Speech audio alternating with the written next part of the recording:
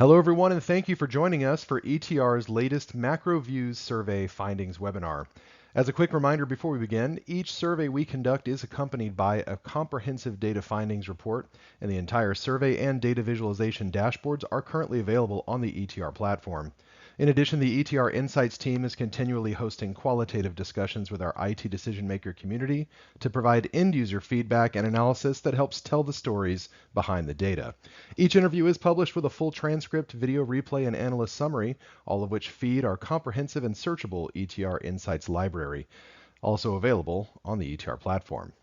ETR also has its own expert network populated with the IT decision makers from our community, which is quickly becoming a preferred provider for our savvy, tech-focused clients.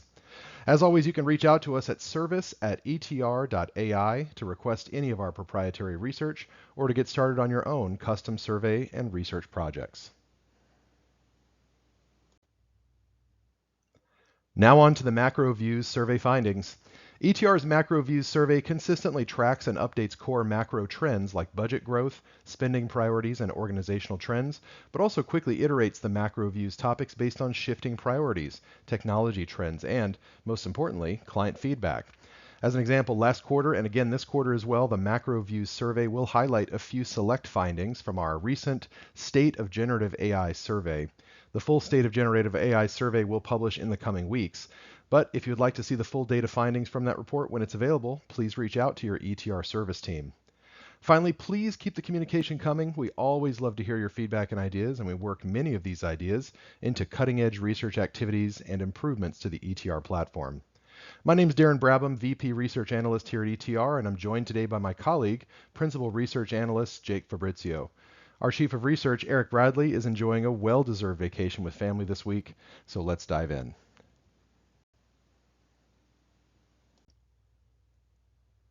This Macro Views survey was in the field from March 5th to April 4th, 2024. We captured another record level of participation from 1,844 IT decision makers, with 428, or about a quarter, representing the Global 2000 organizations. A quarter of respondents held C-suite or director level titles. Our respondent pool represents a diverse array of industry verticals too, although the high budget sectors of IT telco, services consulting, and financials insurance combined for more than half of the respondents and are purposely curated to capture large swaths of enterprise IT dollars. Lastly, 3/5 of respondents come from large organizations and about 2/5 from midsize or small enterprises. Our IT decision maker community collectively estimates a 2.5% growth in IT spending in the second quarter of 2024 compared to Q2 last year. This is a downward revision of more than half a percentage point. Full year IT spending estimates for 2024 now come in at 3.4% growth compared to 2023. This is quite a downward revision. When we asked about full year spending plans back in October, our respondents said 3.8% growth. Then in January, they said 4.3% growth, and that was maybe a rosy outlook on how our macroeconomic climate is thawing. But this survey, that January number is down almost a full percentage point. Furthermore, our first estimates for Q3 spending later this year are in. It's at 2.8% growth over Q3 last year. We'll unpack a bit about what's driving these numbers as we go through the rest of this webinar.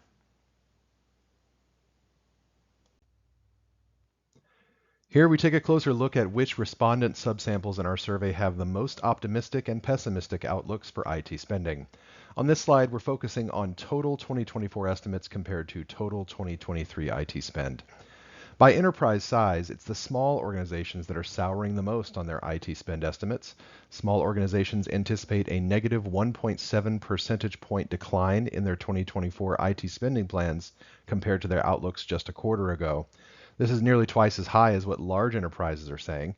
Large organizations revised their 2024 spending outlook down 0.9 percentage points, which is on par with the overall level across all respondents in the survey.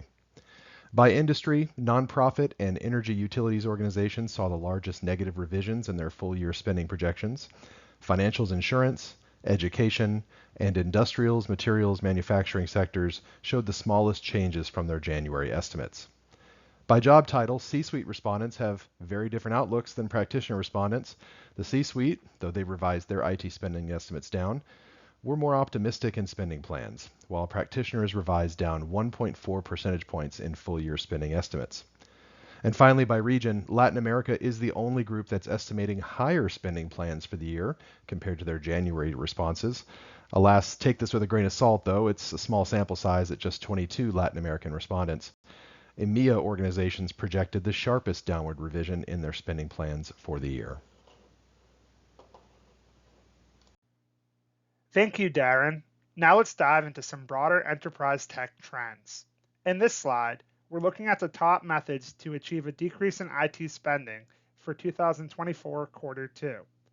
In this survey, 21% of respondents indicated that they are planning to decrease their IT spending by 1% or more in 2024 quarter 2 versus 2023 quarter 2. Of those 21% of respondents, reducing staffing costs is the most frequently cited method to achieve this decrease in IT spending, and it has grown in relative prevalence versus prior polling windows.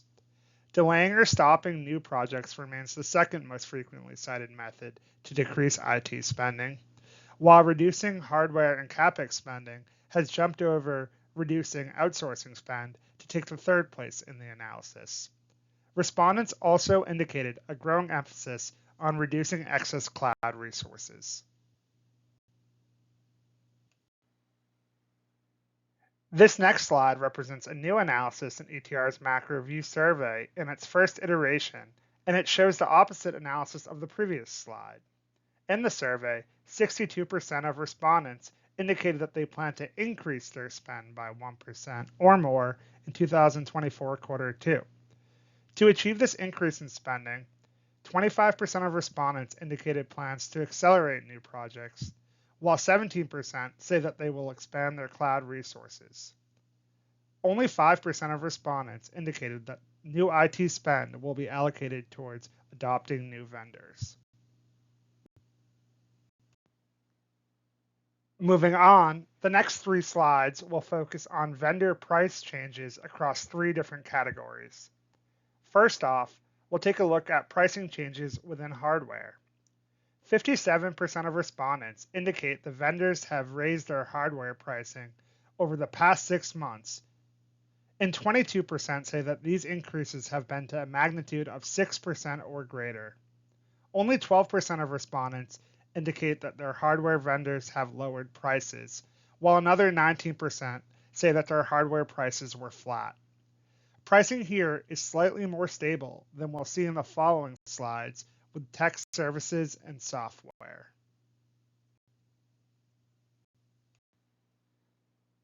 Moving on to the same analysis for tech services vendors, we can see that pricing increases have been more severe within the category.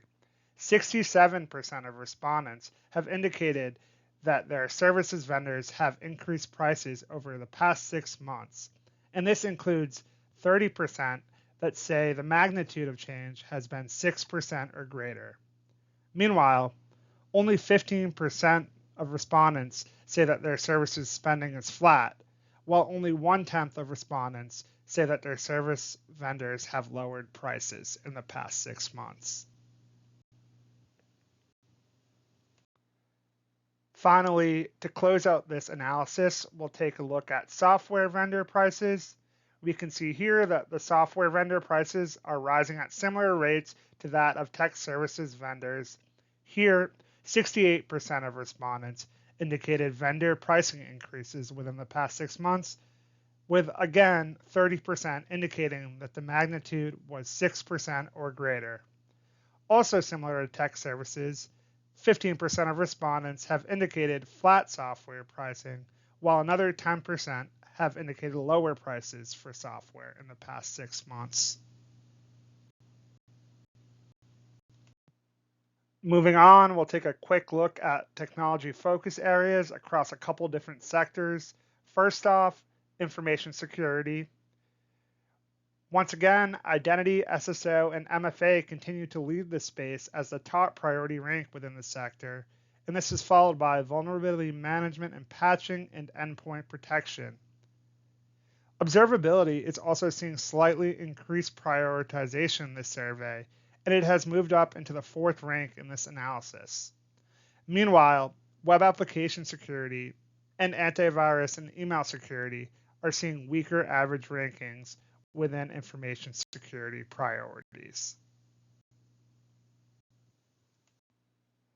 Next up, we'll take a quick look at priorities within the analytics, BI, and big data sector.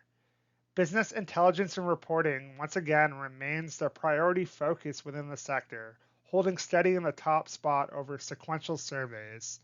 Meanwhile, analytics and big data platforms have been upgraded to the 2nd highest priority rank, overtaking data preparation and transformation, which remains stable over survey and is holding down the 3rd rank of priority. Of all answer options included, streaming analytics is the lowest priority within the sector, and this priority has even declined slightly in ranking versus 3 months ago. Generative AI is all the rage, as you've well heard by now. As promised, here's a small 3-slide taste of data from our State of Generative AI report we'll be releasing in the coming weeks. Here we see rates of evaluation for generative AI and large language models, or LLMs, for various business use cases. First, it's notable that only 20% of respondents say they have not yet evaluated generative AI or LLMs, meaning 4 out of 5 organizations have. This rate of non-evaluation has gone down rapidly over the past year, speaking to the momentum this tech topic has been generating in business and popular culture. All listed business use cases here are seeing growing evaluation rates this survey. Text and data summarization is the most popular use case for which organizations have explored generative AI and LLMs, with nearly half of respondents citing it. Customer support, writing content, marketing, and sales copy, and code generation and documentation follow closely behind, with evaluation rates north of 40%. Image editing and design is the laggard use case in the group, with just 16% of respondents evaluating generative AI and LLMs for this purpose, but its trajectory nonetheless is generally growing. We asked where organizations were getting the money to try all of these generative AI projects, and just as it was in January, a little shy of half of respondents say the money is newly added. 42% said their generative AI budget was reallocated from elsewhere in the business, and this level is up 2 percentage points since a quarter ago. Now, of those who said their generative AI funds were pulled from elsewhere in the organization, business applications were yet again the most commonly cited source of those funds, with about a quarter of respondents indicating this answer. This is a slightly lower level than in January, however. Productivity applications are now the 2nd most common answer to the question of which areas of the business are seeing funds reallocated from to support generative AI, with 18% of respondents pointing to these apps' budgets. Non-IT departments also represent a significant source of funds for generative AI projects, with 17% citing this domain. This number is down 4 percentage points since January. Productivity apps, advanced data and analytics, and robotic process automation are areas of the business that are seeing more money reallocated away from them this quarter to support generative AI initiatives compared to levels a quarter ago. And notably, 6% of respondents weren't really sure which area of the business that generative AI projects were taking budget from, and this answer option has tripled since January. Stay tuned for the full State of Generative AI report coming after the TSIS reporting period. Reach out to your ETR service professional for how you can get your hands on it as soon as it drops. The analysis over the next few slides has originated directly from client requests, so please take that as a reminder that we are always listening to your feedback. Don't forget to let us know what types of data and analysis you might find valuable in future survey iterations, and you might just see it end up in the next report or webinar. In this analysis, the ETR Analytics team created a sliding scale to see how individual vendors within their respective sectors would be impacted by shifting IT budgets. The underlying basis is to see how vendor net scores correlate with survey respondents planning negative spend, flat spend, or positive spend, with a focus on 2024 quarter 2. In these slides, we further break down the analysis by sectors, alphabetically, in which we track the vendors. Let's run through some standouts, starting with Analytics BI Big Data, where Tableau and Informatica are seeing the largest divergence between spending intentions among those with positive versus negative Q2 spend changes. These two are followed by observability vendors Splunk and Elastic. Next up, in the database and data warehousing sector, IBM and Oracle are both seeing extremely negative net scores among negative spenders, along with enterprise apps vendors Salesforce and Workday HCM, who are also seeing materially weaker spend among those with negative Q2 spend projections. Moving on to information security vendors, we see that 11 vendors in the sector have made this analysis, including Mimecast, Cisco, and KnowBe4, who saw the largest disparities in net score between positive and negative IT spend profiles. Within the infrastructure sector, we see VMware, including NSX, with the largest divergence between spend profiles, with Atlassian and Microsoft also seeing material differences between groups.